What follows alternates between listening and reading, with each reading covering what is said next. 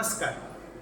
कपाळाला हिंदू आहे म्हणून जर टिळा लावल्यानंतर एखाद्या हिंदू युवकाची हत्या होत असेल, त्याला मारहाण करून जिवंत मारण्यात येत असेल, तर ही घटना अतिशय गंभीर आहे. अहिल्यानगर या ठिकाणच्या मुकुंदनगर भागामध्ये एक हिंदू कर्मचारी, जो कंत्राटी कर्मचारी आहे पालिकेचा, मुकुंदनगर भागात जो मुस्लिम बहुल्य एरिया आहे या ठिकाणी गेल्यानंतर त्याच्या कपाळाला गंध पाहून काही जिहादींनी, धर्मांतांनी त्याला मारहाण केली आणि त्याच्यामध्ये त्याचा मृत्यू झालेला आहे. ही घटना अतिशय गंभीर आहे. अशा घटना अहिल्यानगर जिल्ह्यामध्ये वारंवार का होत आहेत?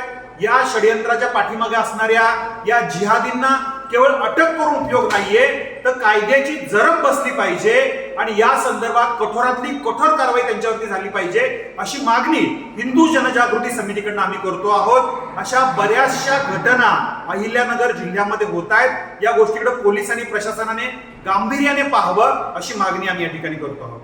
नमस्कार.